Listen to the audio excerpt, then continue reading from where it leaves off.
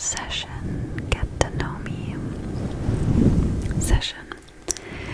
This is a 10K special. Thank you guys so much for 10,000. Not 5, not 6, not 7, not 8, not 9, but 10,000 subscribers.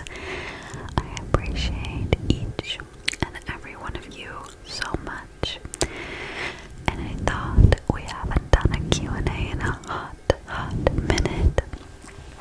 And I know you guys are always very curious. So I figured this could be our little 10K special. And I will do my best to answer the questions in the most tingly way. So get comfortable, get cozy, grab a drink or a snack, or if you just want to listen to this while you are cleaning or cooking, that is also fine. All the questions here, and I'm just going to start randomly answering them. But yeah, I want to say thank you again for all of your support and love and growth that you have given me, given this channel this year.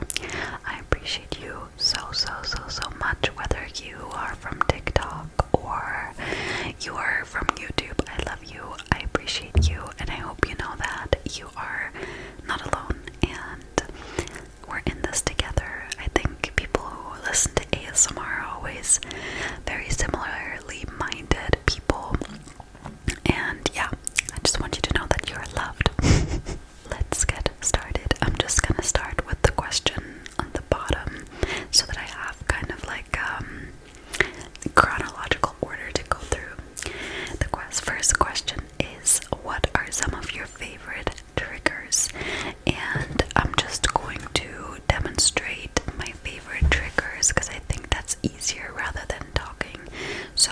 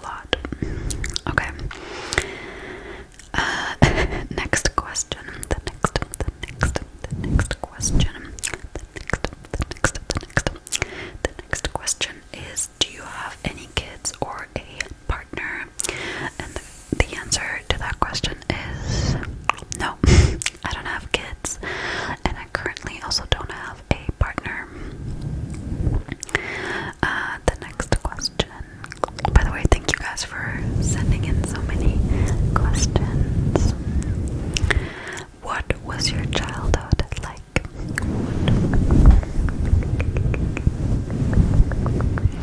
What was your childhood like? My childhood was very peaceful, very protected.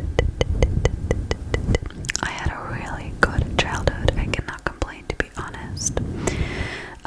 It was a lot of playing outside. Christmas and stuff was a big deal. We went on family holiday every year. We would go to the beach.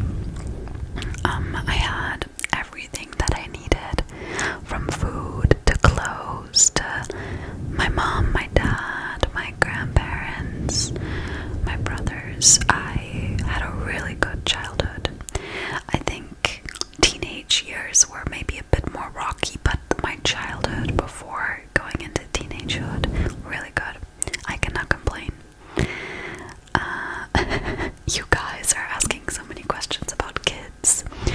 Do you want to be a mother one day?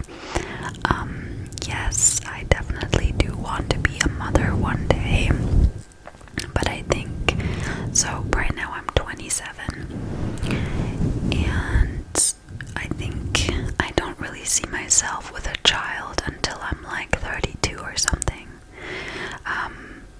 And obviously all of the circumstances, like financially, the right partner and stuff, of course it doesn't have to be perfect. I learned that it doesn't always have to be like perfectly lined up, but I definitely would want there to be certain circumstances before bringing another life into this earth. But yeah, I do want to be a mother one day. But yes, I do want to be a mother one day. But even if I'm like 34, like, I don't see that happening anytime soon, within the next 2 years or so. I also want to like work on my hormones. If you've been following me for a while, you know that's something I'm doing, and I want to do that before having kids, before getting pregnant. Like, to have my hormones in check and work on some other things personally, travel more, work on myself, heal myself. Like, there's a lot of things that I want to be doing that having a child right now just wouldn't fit that, you know. But I thought about adoption a lot of the time as well. But I do think that I want biological children. But I would also not be opposed to maybe adopting. But also, since I don't, like, I'm not even in a relationship right now, so that's honestly, yes, one day. But right now, it's not the right time. But yeah, one day I definitely do want kids. What's your favorite kind of ASMR to watch? So, I love a good whispered ramble, but I also can appreciate a nice role play. So I think it just depends on my mood and what I need that day. If I want to be entertained a bit more, I will watch a role play. But if I just need to relax, wind down, I will watch a whispered ramble. I haven't really watched too much ASMR lately. I think when you're a creator, you're consuming it like maybe more for research, or, you know, sometimes during my research, like on TikTok, if I'm gonna come up with what am I gonna film next, I find new creators or new ways of ASMR that work on me. But yeah, I guess ever since I became an ASMR creator, I just don't watch it with the same like, it's just not the same as before. It's a little different because now it's like a job, right? So but I still very much enjoy watching it and very much enjoy consuming it. But usually I will do that when I'm doing research or at night if I can't sleep. Then I will also, or if I'm sad. And then my favorite kind of ASMR to watch is just comforting.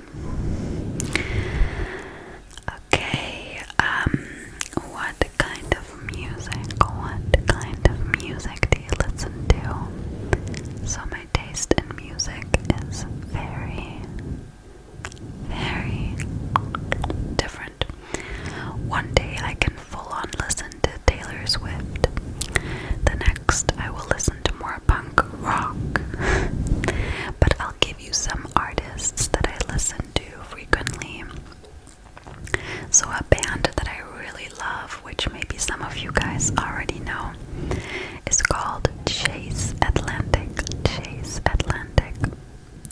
That band is so... I love them. I came across this band by accident last year, and I don't like every song, but I have a playlist of all the songs that I love, and I love this band. They're so good. They're so good. So Chase Atlantic is definitely up here. I also do like to listen to Machine Gun Kelly, A Day to Remember, Taylor Swift, and then, you know, I do listen to a lot of mainstream music as well, like Tate McRae. Thinking now what else I listen to. If you went into my Spotify, there's not a clear music genre that's gonna stand out. Like, there's literally so many that I like. I don't listen to a whole lot of like techno music.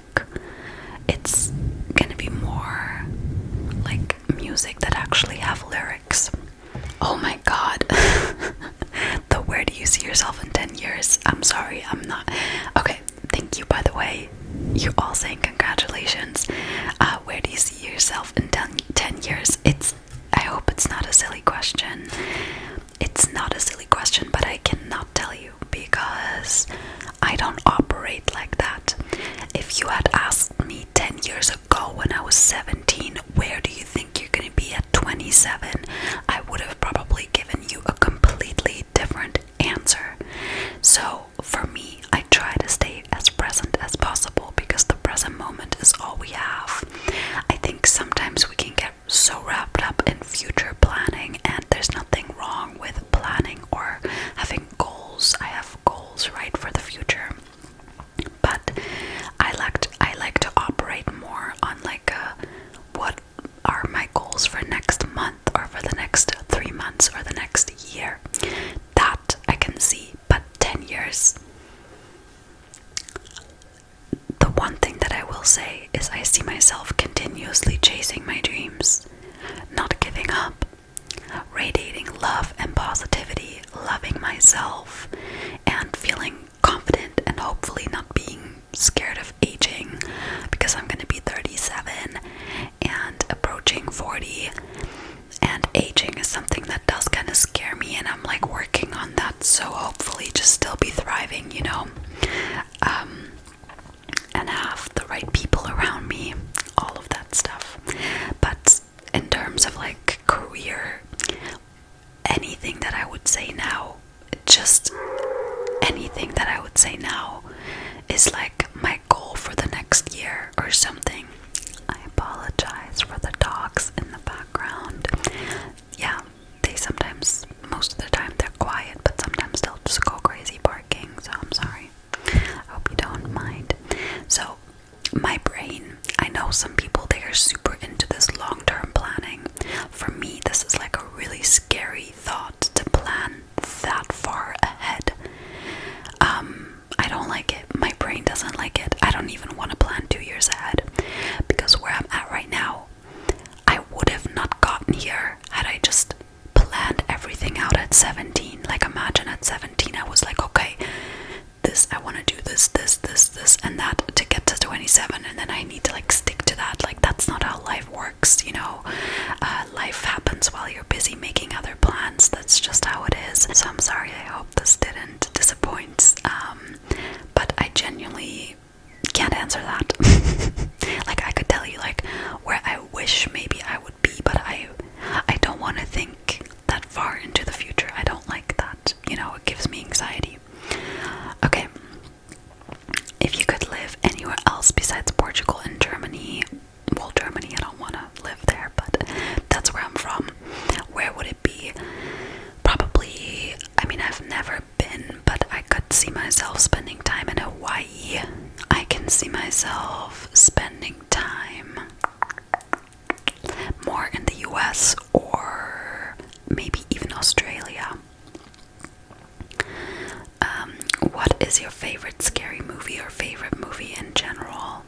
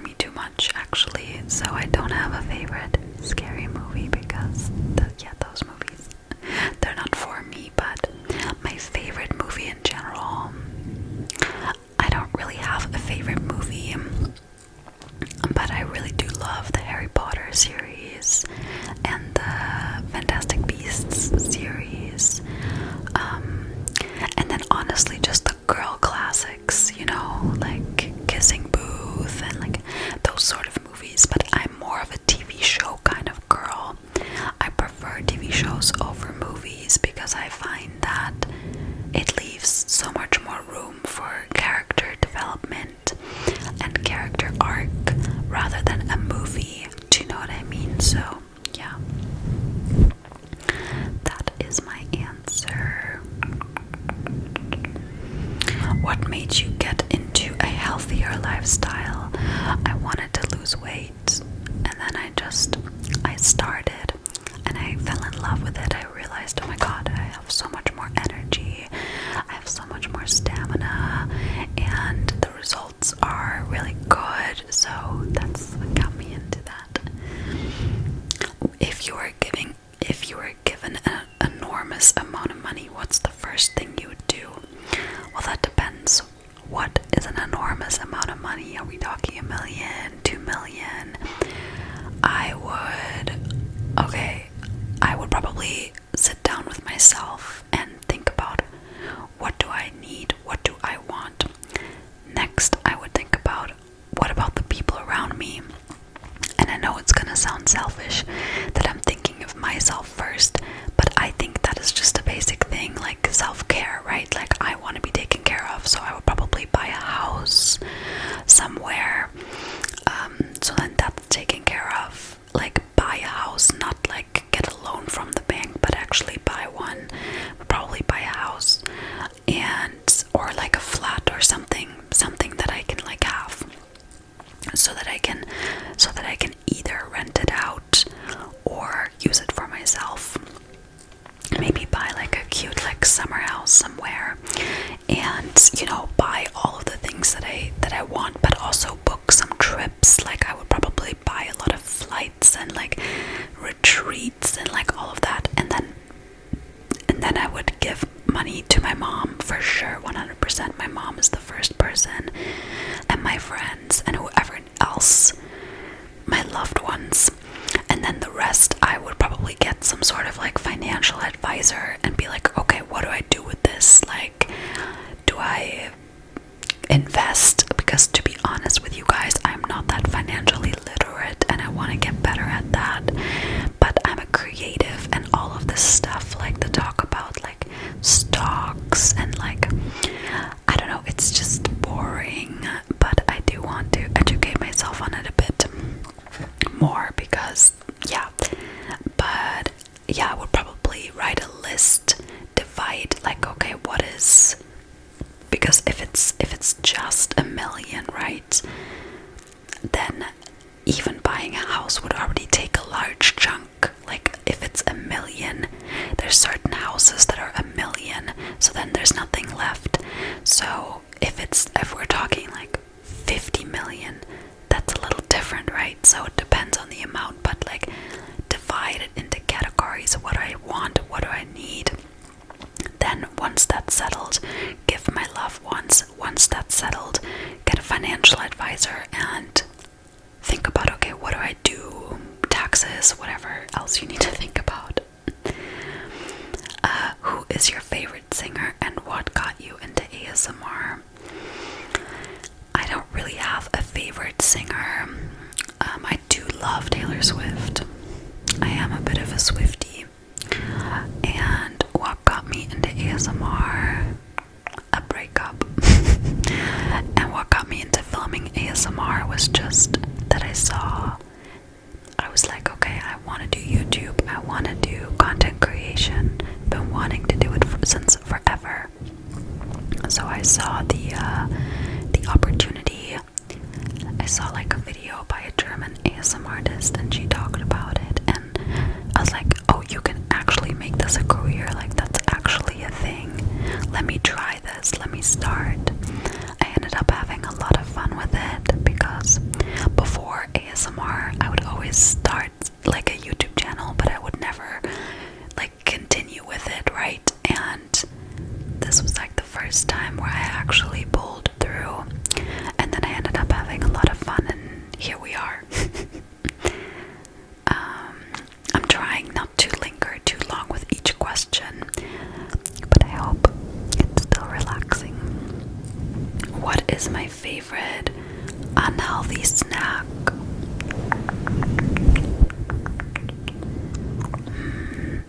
Good question. Maybe Oreos. I do love a good Oreo. If you could only listen to one song for the rest of your life, which one would you choose? Oh my goodness. That is such a bad question. Imagine, like, whatever whatever song I'm gonna choose, I will grow tired of the song.